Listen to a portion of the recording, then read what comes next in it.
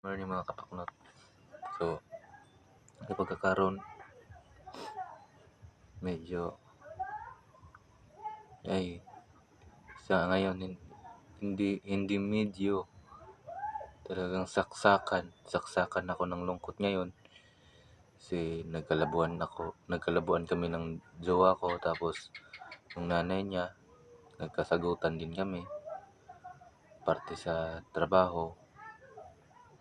Kaya ayun yung nangyari, yun yung kalabasan na nagkalabuan kami. Pero sabi ng jowa ko na maghihintay ako kung kailan nila ako patatawarin. Tapos hindi ko naman inaasahan na magkakaganon mangyayari. Sana patawad nila ako. Hindi ko alam kung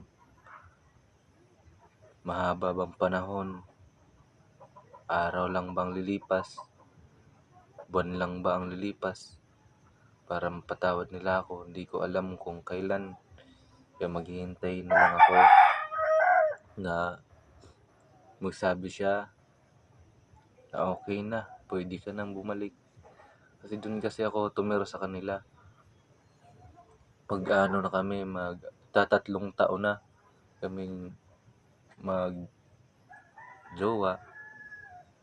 Kasi syempre, mahaba na yung 2 taon. Mahaba na yung 2 taon at kalahati. Kasi magtatatlong taon na eh. Tapos, syempre mapapamahal ka ng sobra. Kasi sa lahat ng mga memories na napagdaanan, lahat ng kalungkutan or kahirapan, nadaanan niyo na. So, masakit din tanggapin na ngayon magkakalabuan at parang wala ng puruhan. Hindi ko kaya. Para bang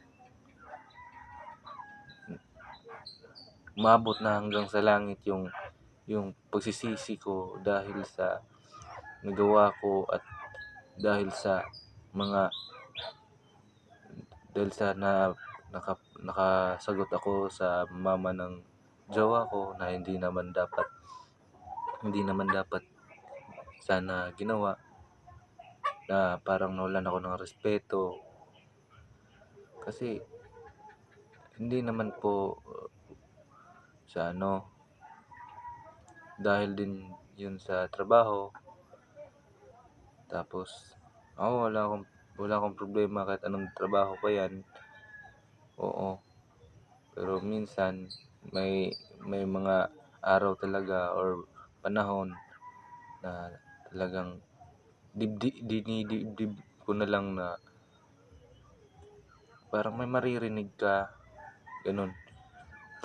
Pero sa ngayon, mga kapaknot, hindi ko alam kung magiging kami ba ulit o maghihintay ba siya. Kasi ako, mga kapaknot, doon ako nakatira sa kanila magtatatlong taon, 2 taon at kalahati na. So, nasanay ako na nandyan siya. Lagi siyang humihiga dito sa braso ko. Tutulog kami, magkayakapan kami. Nasanay ako. So, mag-aapat na araw na ako dito sa bahay ng magulang ko. Sa 4 na araw, hindi ako makatulog. Lagi na lang gulong-gulong, tapos marami mapasok sa utak ko na di maganda. Kaya yun nga, humaba yung 4 na araw na hindi maayos yung pagkatulog ko. May mga gabi na hindi ako makatulog, kagaya ngayon. Kagabi hindi ako nakatulog. Tapos ngayon, sobrang sakit. Sana ako mapanood mo to. mine, patawad mo ko, bigyan mo ko ng last chance na yung maipakita ko sa'yo yung sarili ko. Tsaka maipakita ko sa'yo na nagbago na ako, magbabago pa ako, at magbabago pa ako hanggang dulo. Patawarin mo ako kung marami man ako naging matigas ang aking ulo o hindi ko namalayan na lumaki na pala yung ulo ko, hindi na ako nakikinig sa'yo. So, mga kapaknot, ito yung problema ko ngayon dahil nga sa misunderstanding na nangyari. Nagkalabuan niya kami ng jowa ko na siya yung inspirasyon ko para gumawa ng mga video na ina-upload ko sa YouTube. Siya yung ginawa kong tulay bakit ako gumagawa ng video para hindi lang para sa akin, para sa kanya din. Pero sisirain lang pala ng isang pagkakataon at isang araw lang nasira na yung relasyon. So, sa ngayon, mga kapaknot, hintayin natin kung kailan ako patatawarin at kailan ulit kami magkikita, kailan gumahawakan yung kamay niya, kailan ko siya mayakap na mahigpit, kailan ko siya mahalikan. Yun, miss na kita.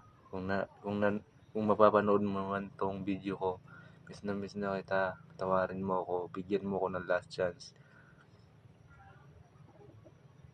Sana huwag ka rin magbago. Sana hihintayin mo rin ako. Kasi dito sa loob nito, hindi ako nagbabago. Ikaw pa rin yung laman nito. Kaya mga kapaknot, susunod na video ko, sa susunod na video na to, maghihintay pa ako ng buwan ba, araw ba, taon ba. Hindi ko alam kung taon, buwan, or araw lang ang lilipas or ba mahabang panahon lalakbayin para ako patawarin. Hihintayin at tatanggapin ko na lang yung desisyon nila kung mapapatawad ba ako ng jowa ko o mapapatawad ba ako ng nanay ng jowa ko. Hindi ibig sabihin na ako yung dahilan. Medyo sadyang pagod lang tapos matatiming pa na nagkaganon. Kaya hihintayin natin kung kailan ko ulit siya makikita at kailan niya ako mapapatawad. So ayan mga kapaknot, share din ako sa inyo. Kung bago lang kayo sa channel ko, please like and subscribe my channel Paknot TV and pa-share na din po ng mga video ko. So ayun lang mga kapaknot, maraming salamat. Salamat din sa suporta nyo at salamat sa panonood ng mga video ko. Maraming salamat mga kapaknot.